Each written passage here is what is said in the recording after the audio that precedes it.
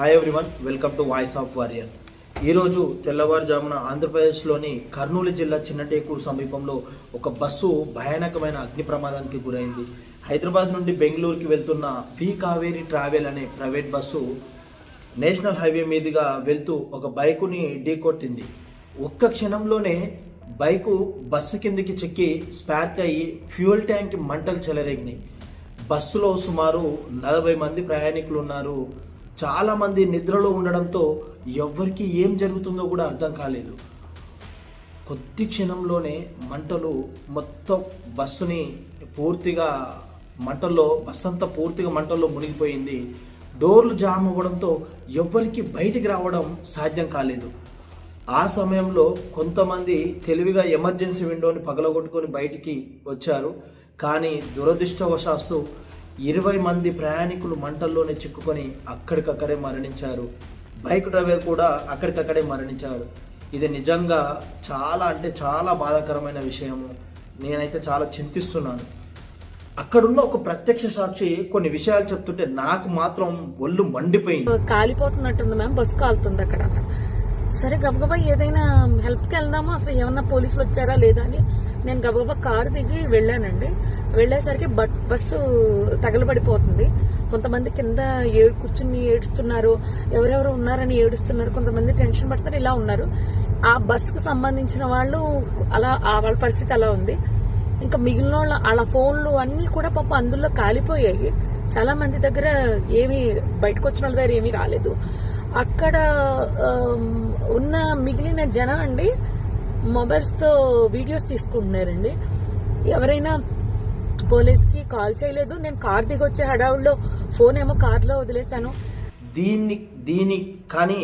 దీనికన్నా ముందు మీ అందరినీ ప్రశ్నిస్తున్నాను. నా ప్రశ్నకు సమాధానం చెప్పండి. మొన్న కానిస్టేబుల్ హత్య జరిగినప్పుడు ఇలాగే ప్రవర్తించారు. ఇప్పుడు బస్సు తగలబడుతుంటే ఇలాగే ప్రవర్తించారు. నాకు తెలిసి అసలైన నేరస్తులు ఎవరైనా ఉన్నారంటే అది మీరే. మీరు ప్రమాదాలు జరుగుతున్నప్పుడు సహాయం చేయకుండా ఫోన్లు పట్టుకొని వీడియోలు తీసుకుంటూ ఈ సునకానందాన్ని సోషల్ మీడియాలో పోస్టులు చేసుకునే సన్నాసులారా, జాలి దయ ఏమాత్రం ఉండదా మీకు? ప్రాణాలు పోతున్న మీకు వీడియోలనే ముఖ్యమా? కళ్ళ ముందు రక్షించండి అని అరిచే వాళ్ళ ఆర్తనాదాలు మీ చెవులకు ఎక్కవా? వారం రోజుల క్రితం ఒక నేరస్తుని స్టేషన్కి తీసుకెళ్తుంటే దారిలో ఒక దగ్గర తన కత్తి తీసి కానిస్టేబుల్ని పొడిచి చంపుతుంటే వీడియోలు తీసుకున్నారే తప్ప ఏ ఒక్కరూ సహాయం చేయలేదు. కనీసం హాస్పిటల్కి తీసుకెళ్ళడానికి కూడా అక్కడున్న వాళ్ళు సహాయం చేయకపోవడం ఎంత దౌర్భాగ్యం. రాత్రనక పగలనక పండగలను పక్కన పెట్టి మనకు సెక్యూరిటీనిచ్చే పోలీసులకే ఇలా జరిగితే ఒక్కరు సహాయం చేయకపోగా వీడియోలు తీసుకుంటూ నిలబడి చూస్తారా? ఇలా వీడియోలు తీసుకొని ఓవర్ నైట్లో మీరు డైరెక్టర్లు అవుతారా? నికృష్టులారా. నిన్న రాత్రి కర్నూలు దగ్గర జరిగిన బస్సు ప్రమాదం దగ్గర కూడా ఇదే పరిస్థితి.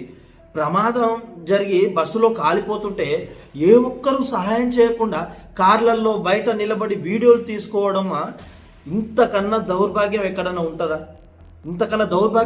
ఉంటారా? ఇంత నీచంగా తయారైంది ఈ సమాజం. సాటి మనిషి ఆర్తనాదాన్ని అర్థం చేసుకోలేని మీ చదువులు ఎందుకు?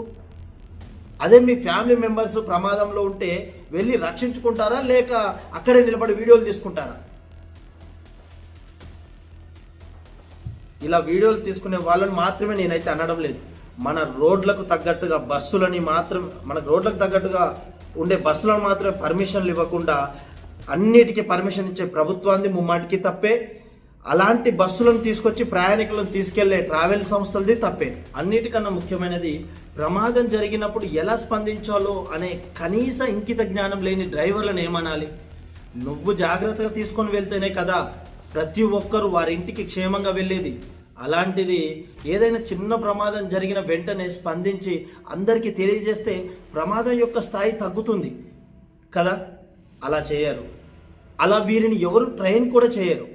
ఇలా ఏదైనా జరిగినప్పుడు ఇబ్బంది కాకుండా డ్రైవర్లకి ప్రమాదాలను ఎదుర్కొనే ట్రైనింగ్ ఇస్తే ఇలాంటి ప్రమాదాలు పెద్ద ఎత్తున ప్రాణ నష్టం జరగదు కదా. ఇలా జరిగినప్పుడు వీళ్ళని ప్రభుత్వాలను అనడం కన్నా ముందు మనల్ని మనం సంస్కరించుకోవాలి. ఏదైనా ప్రమాదం జరిగితే మనకు వీలైన స్థాయిలో ఖచ్చితంగా వెంటనే స్పందించి సహాయ చర్యలు చేపట్టాలి. ఇకనైనా మనసున్న మనుషులుగా ప్రవర్తిస్తూ ప్రమాదాలు జరిగినప్పుడు సాటి మనిషిని రక్షిస్తారని ఆశిస్తున్నాను.